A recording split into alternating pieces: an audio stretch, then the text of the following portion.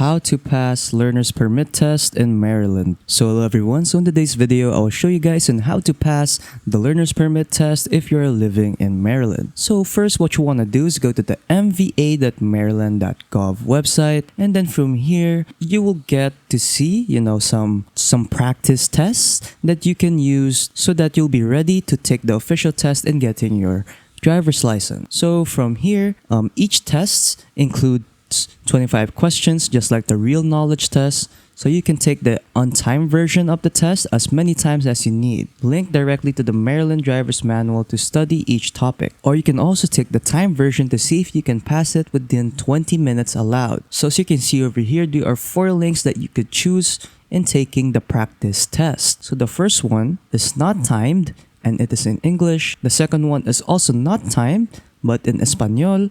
And then the third one is timed, but in English. And then the last one is also timed, but in Espanol.